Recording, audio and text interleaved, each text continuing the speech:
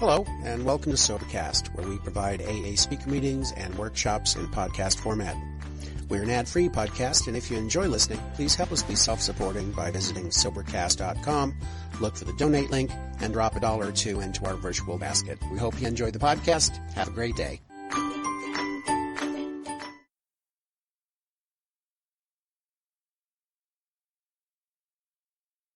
Hello.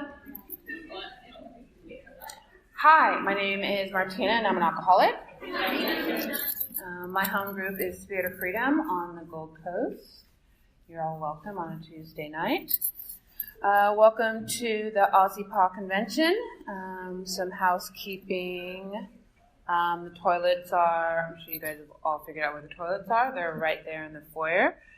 Smoking is all the way to the right side as you leave the building. There's some butt cans there. And tea and coffee are available all day long in the foyer. In case of emergency,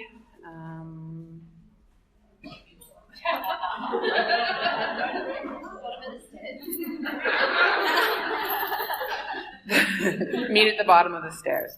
The AA preamble. And I'll now hand that over. No, I'm going to read the preamble. Alcoholics Anonymous is a fellowship of men and women who share their experience, strength, and hope with each other that they may solve their common problem and help others to recover from alcoholism. The only requirement for membership is a desire to stop drinking. There are no dues or fees for AA membership. We are self-supporting through our own contributions. AA is not allied with any sect, denomination, politics, organization, or institution, does not wish to engage in any controversy, neither endorses nor opposes any causes. Our primary purpose is to stay sober and to help other alcoholics achieve sobriety. And I'll hand it over to Courtney. Too short for this. Hi, my name is Courtney and I'm an alcoholic. The format of this meeting is that we have two guest speakers sharing for 10 minutes each. We will then be selecting people from around the room to share for 5 minutes each, concluding the meeting with a final 10-minute guest speaker. Speakers will get a 1-minute wrap-it-up card along with a finish card. If you've already been asked to share at this convention, please decline to give others a chance. The topic for this meeting is facing indecision. Ask God, then take it easy. The reading comes from the big book, Alcoholics Anonymous, page 86. Facing indecision. Ask God, then relax and take it easy. In thinking about our day, we may face indecision. We may not be able to determine which course to take. Here we ask God for inspiration, an intuitive thought or decision. We relax and take it easy. We don't struggle. We are often surprised how right the answers come after we have tried this for a while. What used to be the hunch or the occasional inspiration gradually becomes part of the working mind. Being still in experience and having just made conscious contact with God, it is not probable that we are going to be inspired at all times. We might pay for this presumption in all sorts of absurd actions and ideas. Nevertheless, we find that our thinking will, as time passes, be more and more on the plane of inspiration. We come to rely upon it.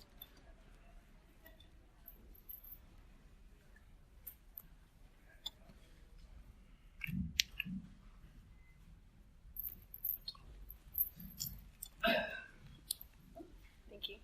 I will now call our first speaker, Tiffany I from Bray Park. Oh, sorry.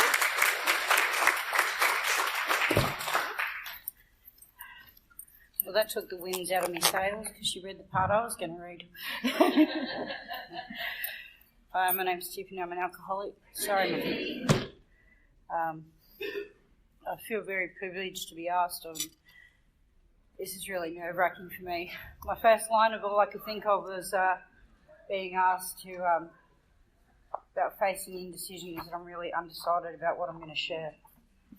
But for me, I had to really, I've been thinking about this for a while, and of course I did the alcoholic thing, at 2 o'clock in the morning and, did about 6 shares in my head before I handed it over, and, that's usual for me. I don't think I'm alone there. And that part that she just wrote on page 86, just before it, is actually, lost my spot. What I really like is just before it is actually, under these conditions, we can employ our mental faculties with assurance, for after all, God gave us brains to use. Our thought life will be placed on a much higher plane when our thinking is cleared of wrong motives. And for me, indecision comes when I ain't too sure about my motives. That's when indecision shows up. When it's am I getting something I want but at the cost of something else? Do you know what I mean? Like, that's when my indecision comes up. I was given an opportunity actually not that long ago, quite recently actually, and it was an opportunity presented to me from a friend of a friend's, but my partner's not talking to the friend that knows the friend, right? So I've been offered something by this person, and instantly my brain's gone, oh, I'm going to murky the waters. Oh, no, I can't do this. I can't do it. I can't accept it. And I had to sit down. I actually had to pray about it. And my uncomfortability, of course, was doing something that may hurt my partner. But what I realised is I wasn't actually dealing with that person. I was dealing with another person, and it was a purely business deal. And that, you know, because it's funny, because my first thought isn't always right.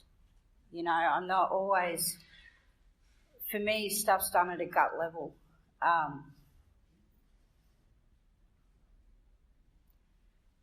But for me, at the end of the day, it's not about me, it's about God. It's about that, when I hit that bump and my gut does that flip-flop and I go, oh, hold on, I'm not comfortable. I have to make a decision here, you know. It's about that, wait, stop, pause, you know. And then I used to do the cower and the hide, and if I don't make a decision, then I'm not going to have to worry about it. But actually not making a decision is also a decision also. So you don't get out of it that way. So I feel really nervous. I really do. And I feel a bit out of my depth right now. Because what do I have to say? I'm very much a simple alcoholic. I came into recovery at 20, it was 1999. And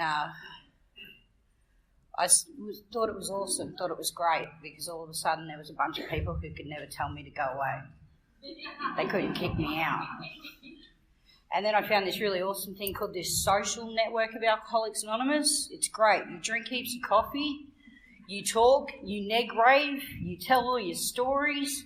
You don't really change much, except you're drinking coffee, you know. And I did that for a while, and that hurt for a long while.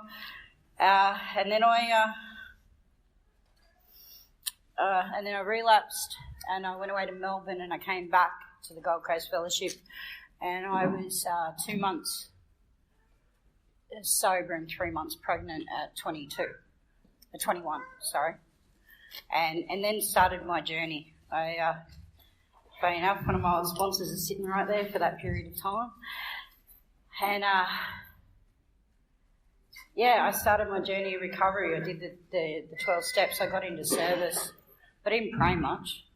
You know, I got into the working side. So I moved from the social side of Alcoholics Anonymous to the working side of it, where I did so much service and did so much judgment on everybody else who didn't do service, you know, and decided that I had come, you know, was it, because I did service.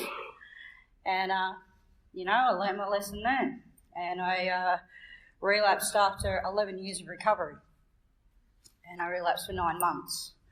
In that journey of learning that I was the service guru of Alcoholics Anonymous, I also got a husband and made him my higher power, so that was great.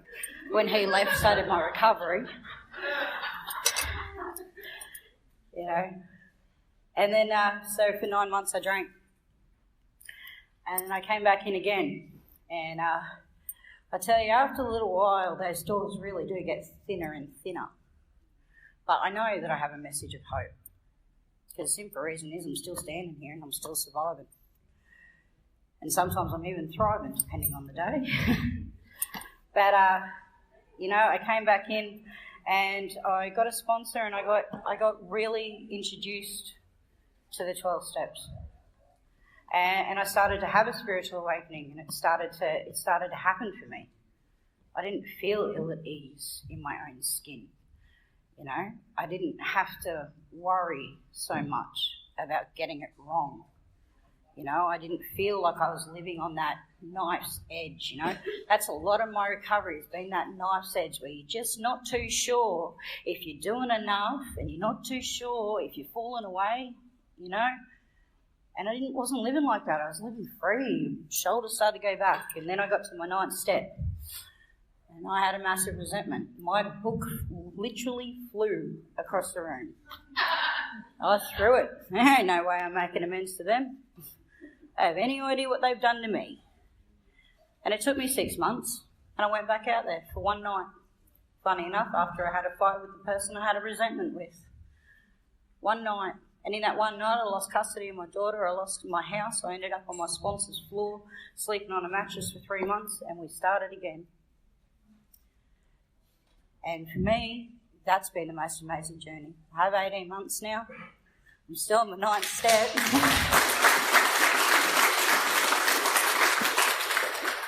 Still on my 9th step. But I haven't thrown the book yet. And I have started. I did go back. Didn't start my 9th step. I went back to step 1. I don't believe in this have a bust and pick up on the step you're on. Don't believe in that. Because obviously there's something missing if you picked up a drink. You know? And I guess in some ways, you know, my whole story is about facing indecision. Am I in or am I out? You know? What am I going to do today? Am I going to work further from my last drink, or am I going to work closer to my next bust? You know, because that's what it comes down to. I mean, we can all become spiritual gurus, but the simple reason is you pick up a drink, you're a drunk. You know, bring it back. Look at it in reality. We hurt those we love. It's not just, oh, my spirituality isn't as fine-tuned today. I lose people. I hurt people, you know. I lose myself. That's the greatest gift that Alcoholics Anonymous has given me, is that at the end of the day, I've got me. You know, what I have to say will be met with 2 responses, either contempt or revelation of what I say. But that actually has nothing to do with me. That's everybody else's business. All I can say is this is my truth. It's a 1-minute warning. It's going to blow. In all seriousness, and, you know, the thing that does actually make, you know, we're deadly serious about our alcoholism, but the rest of it, we've got to laugh. Got to laugh at the mistakes you make. None of us are getting out alive, kids. None of us are getting out alive. So you might as well have a laugh while you're here and enjoy it. I'm sober enough to remember what I've done and what I've said. I remember the last dirty joke I told. You know? I haven't done anything today that has stopped my dignity or my integrity being in place. And that for me means more than anything. I have integrity today. If I tell you I'm going to do something, I'll do it. Tell you I'm not going to do something, I won't do it. I know myself. That's a life beyond my wildest dreams. Nobody can make me do anything. I don't have to be in relationships I don't want to be in with people I don't want to be in with. You know? I'm free. And I'm wrapping it up. Thank you.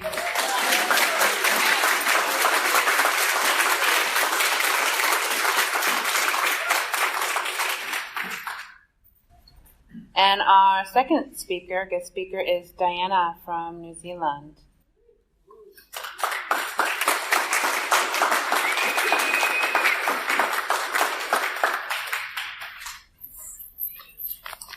Hi, I'm Diana. I'm an alcoholic. I'm from Auckland and I'm over here for the weekend.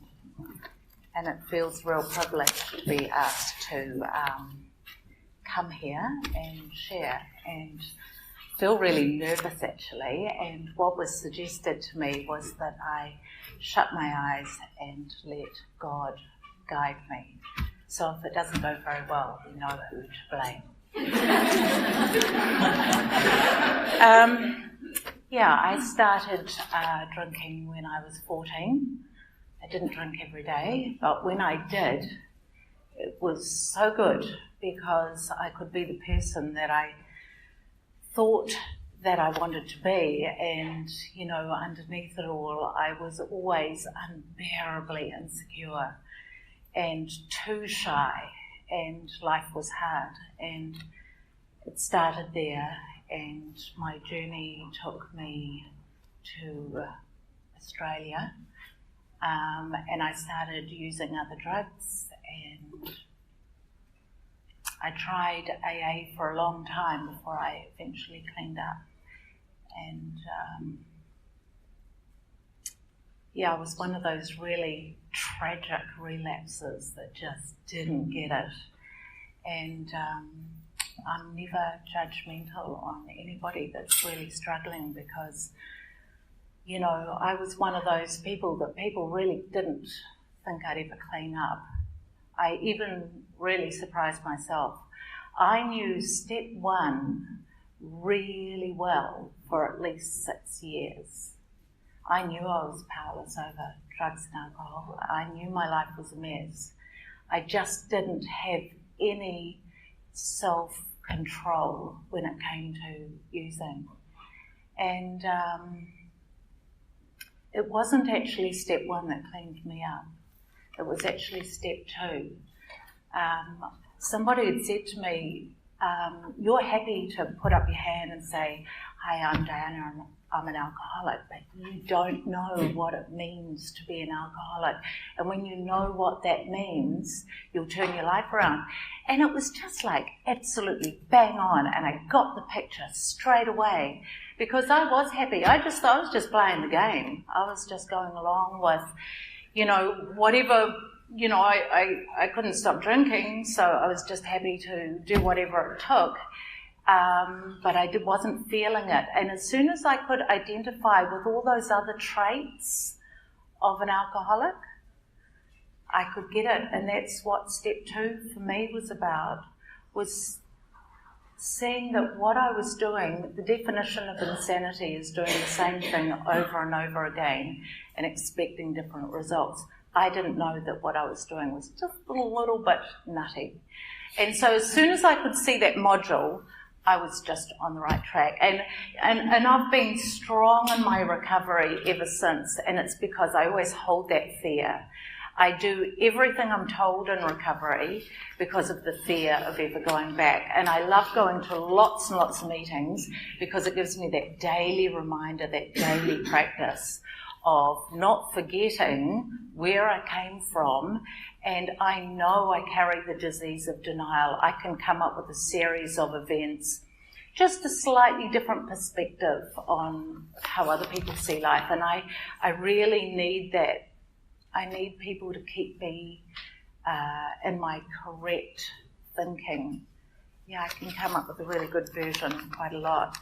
That relax and take it easy topic was a good one for me because I found this quite stressful, being asked to share at a convention. I didn't know who was going to be there, how many people. And so it really required a lot of faith. And I decided what's worked for me in the past, in my past 12 years, I've had a really beautiful connection with God. It isn't just a label, it isn't just an image, it's something, it's a choice. And every day I choose to take faith. I choose to do an action. I choose to go to meetings. I choose to do daily readings. I'll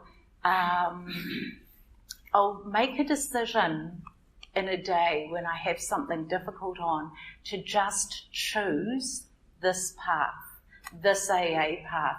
And so far, it's only been a really beautiful thing in my life. My mantra is acceptance is the answer to all of my problems today.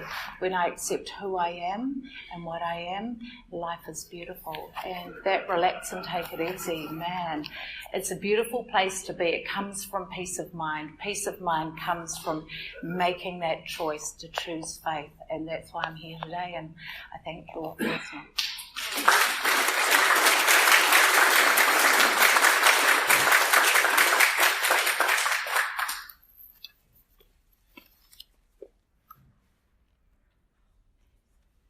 Alrighty, next speaker, Carlos from Byron Bay, if he's here. Oh, okay. Hi, Carlos. Let's have a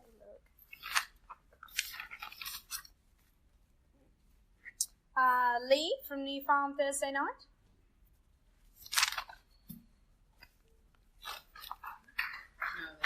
No, all right.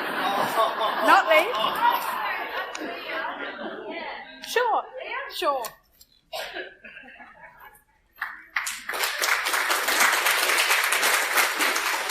I'm Leah, I'm an alcoholic. Wow, indecision. It's stuff just actually started. Light bulbs went off for me just then because my family liked to tell funny stories about me as a kid with indecision, and my grandma especially, I remember she took my brother and I to a toy store, and I would have been about 6 or 7 and he was about 3 or 4. And he just went straight for the football, and she retells this story all the time, and I could not decide which thing I wanted, and this went on and on to the point where I was in an absolute state, and this behaviour never stopped. And I only remembered that story just then, and it all kind of made decision because, again, and I think the previous speaker was talking about it, just the motivation behind decision making. And, you know, in that situation, it's like, oh, well, maybe I want this and this could be better. Or and through my life, the motives have been around, well, maybe this is a better situation, you know, or this strategy or these people or these things and I've come to know now that all of this was about really searching for things that made me feel whole from the outside, and the pain around that, because it never worked. It was never good enough. It wasn't. I never solved the problem. I was still in pain, and drinking actually helped completely get rid of that feeling. Also, another factor to indecision is perfectionism, and this is such a horrible situation to be in because it's sort of like that's not the outside, but that's the horrible expectations that I have or had, still working through, obviously, on myself, where it's sort of like, well, I have to be better and this isn't good enough, and you have to, you know, and so working through all of that and that causing pain from inside. I think now, and I'm about almost 2 years and 2 months sober, and I'm working with my sponsors still. I'm taking someone through the book. I'm doing service. I have a great group. But most importantly, I'm working these steps daily. And these steps have helped me understand and have, you know, I didn't even know what an inventory was. I had no idea that this was a tool that could be used to understand my motives, the pain that I'm feeling. And now whenever I get to that point and I go, oh my God, something's going wrong here, I actually have to stop and go, all right, where's this coming from, you know, and what's motivating me to think this way, and know which direction. So, yeah, I am incredibly grateful to have found this program and, and working it daily. So, thank you.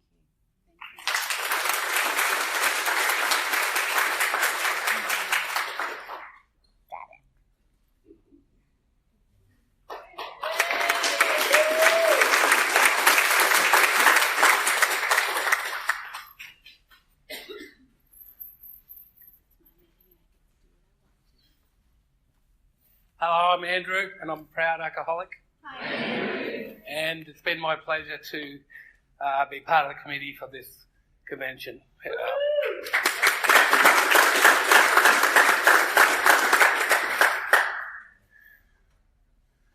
So, 2 years ago, I was a man dying alone of this disease. My life was tiny, and I was just about disappearing up my own arse. But, and literally, it was just, it's a crude way, but, I'd run out of options in life. It was just, I was frozen by fear. Every day, there wasn't a right way, so I'd do nothing. The only thing that drove me was, in the end, was to make money so I could pay the rent, so I'd have somewhere to drink, and I'd be able to buy alcohol. There was nothing else, And, all I can say is fear drove me for so many years to the point, and I'd keep on trying to keep myself safe, but it kept on making my life smaller, and alcohol created this illusion of a safe space at the end of the day. I was a nightly binge drinker. I drank as much as I could, but in the end, and towards the end of my drinking, even alcohol didn't work. It wouldn't shut down my brain unless I totally passed out. I could just shut myself down completely, or I'd be awake and I'd be full of fear. I'd feel like something was crushing my guts every day. And it was just, it was a torturous existence, and I just couldn't keep on going this way. And, I think it's God-given that it was a remarkable thing that I'd helped somebody out and then they helped me out. I think I had a little bit of humanity left, and I helped somebody out for no other reason than they needed a hand. An old woman who had survivor's guilt, she'd lost a son to cancer. I supported her, and then she supported me. And I remember, and I thought, somebody cares about me. Maybe I'm worth saving, because I've never had that any time in my life. I always thought, deep down, I thought I was worthless, and I wasn't. I always wondered what the point was. So, and one day I just outed myself, and I said I can't stop drinking to one of my bosses, and it was remarkable, because I thought nobody cared a shit about Andrew, but everybody jumped to support me, and I was in a detox 2 weeks later, and a week later I was in AA, and coming into these rooms, I was, I felt remarkably alone. I felt I had got nothing in common with these people, but I had the arrogance of judging from the gutter, and I thought I was better than everybody else. I was I was saying, how am I different to all these people? And, I can proudly say 2 years later, I relate to every single person I hear in these rooms. But what this is about is finding God, and then letting God guide my thinking. And I feel so sad that when I hear people in the rooms and people in my life that are in AA who are faced by dilemma, indecision, by stress and worry, that they forget God, because what saved me was getting down on my knees,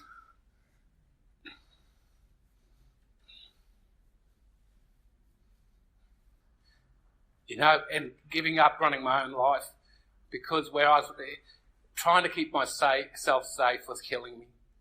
And all I can say to anybody that's coming in, it's frightening it's so unfamiliar, so strange to be so honest and to expose yourself. But it's not safe doing it on your own. We need each other. Thank you.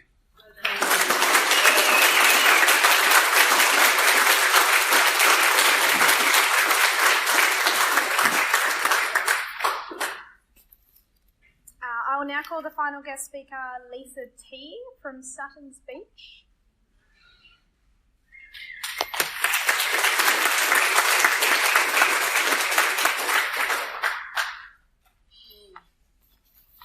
I'm Lisa, I'm an alcoholic addict, and my home group is the Thursday night topic meeting, and at Redcliffe and the Saturday topic meeting at Sutton's Beach.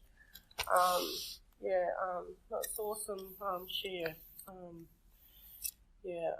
True humility, it's everything I've needed. I'm really happy to be here today. Very privileged. Facing indecision. Can I have a big book, please?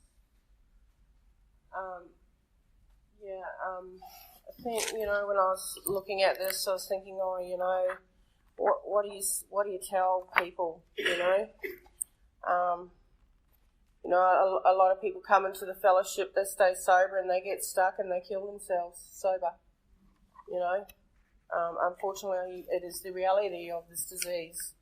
I lost many friends that way, in and outside the rooms, and some died sober and some didn't. And, page 25 tells me there is a solution. Almost none of us like the self-searching, the levelling of our pride, the confession of shortcomings, which the process requires for successful consummation. But we saw that it really worked in others, and we had come to believe in the hopelessness and futility of life as we had been living it. When therefore we were approached by those in whom the problem had been solved, there was nothing left for us to do but pick up the simple kit of spiritual tools laid at our feet. We have found much of heaven, and we have been rocketed into the fourth dimension of existence, of which we had not even dreamed. And that tells me AA has given me a kit of spiritual tools. It's up to me whether I use them or not, and if I don't use them, I'm usually faced with a lot of pain. And so those tools for me today is my steps. If I'm not sure about something, I'm not sure about behaviours that I'm going through or the way I've been behaving, if I'm not happy about my relationships, if I'm not happy about something, we have an inventory. And it's called putting pen to paper.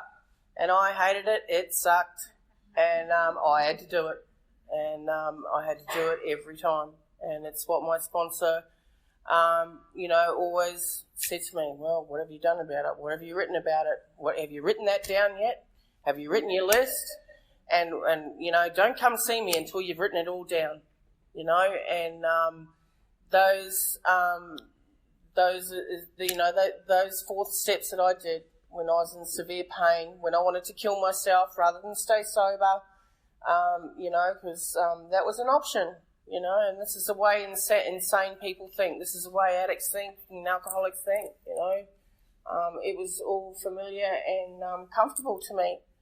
To just, we'll just stuff it all, that one, put your hands up in the air and just go, well, fuck it all, that I've always lived like that. I'd always lived like that until I got given a kit of spiritual tools, which my sponsor so patiently took me through and was kind enough to listen to me and show me compassion and accept me when I couldn't accept myself. And love me when I couldn't love myself. So my steps are my spiritual tool. My prayer and meditation is my spiritual tool. My service is my spiritual tool. Doing service in my district, doing service, taking people to meetings. People I don't even want to take to meetings. That's the hard stuff, especially when they ring you and they go, hey, no, I'm going to left. And I go, oh, God, I'm going to take that. No, yeah, I'll take you, And plenty of times I've had that happen, I've been in meetings and I've had resentments again, this person or that person or whatever, and I've rung my sponsor, they just freaking rang me and asked me to take them to the meeting. My sponsor says, take them to the meeting. Take them to the meeting, buy them dinner.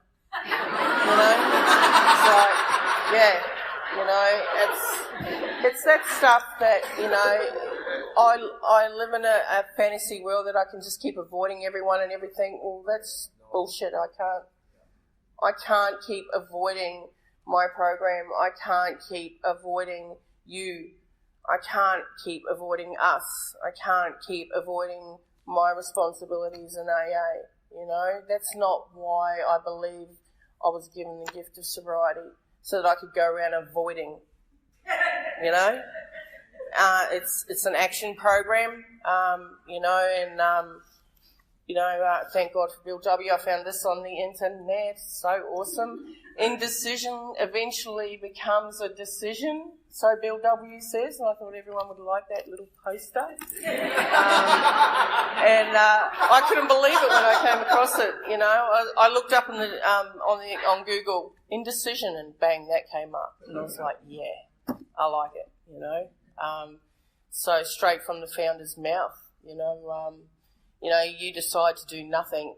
Well, you know what? Someone will decide to do it for you, and you may not like it. Because, you know, this is what happens, you know. I lost things because people got sick of my shit, you know, and they made decisions for me because I wasn't well enough to make decisions for myself. And, you know, and it's hard putting down boundaries, you know. It's really difficult to place boundaries in my life with the people that I love and the people that I've known for many years, and you know, and that's usually my family and people that I care about. It's hard to put boundaries down in my life and make decisions around my recovery and my self-worth, and you know, I can guarantee they're not going to be happy about it.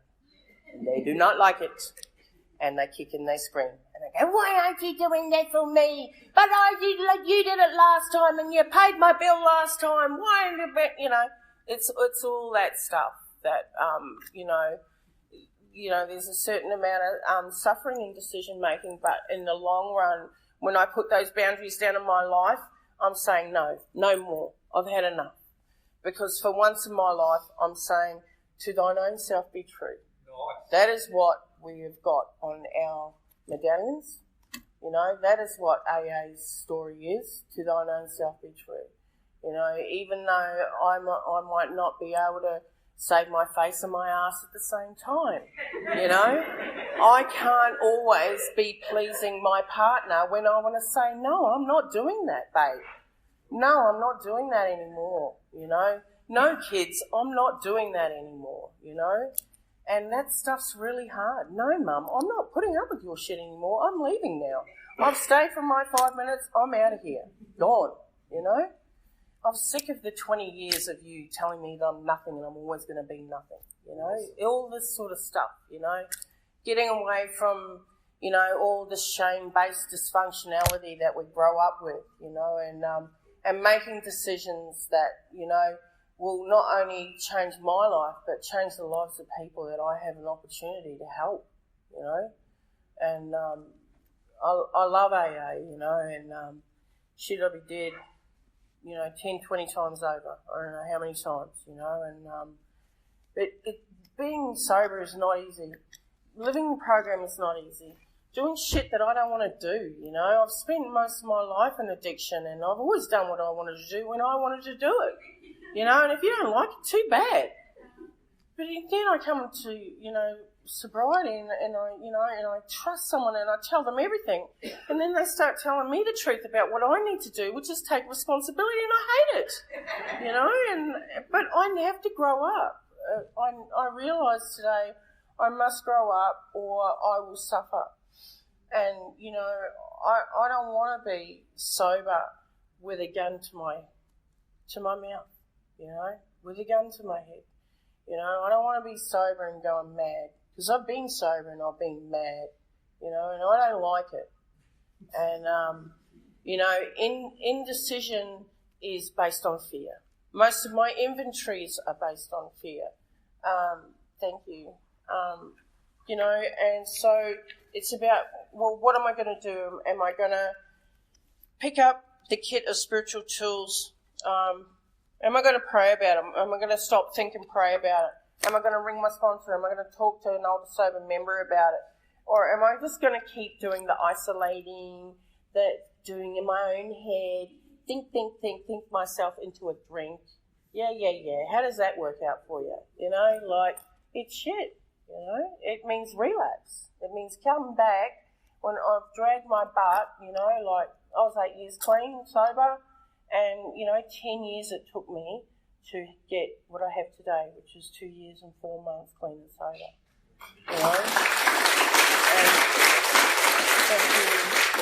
And I don't want to lose that.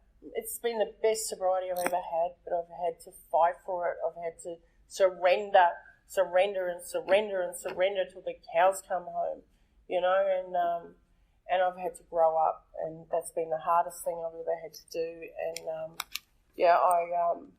I just wish you all the best, and enjoy the journey. From the guys from the Sunshine Coast always say, that the longest journey is from the head to the heart. And, I wish you all well. Thank you.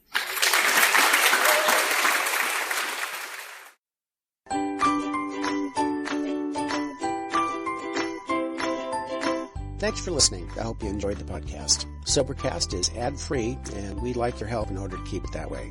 So if you'd like to help us be self-supporting by pledging $1 or $2 a month, visit Sobercast.com and look for the donate links. Thank you very much.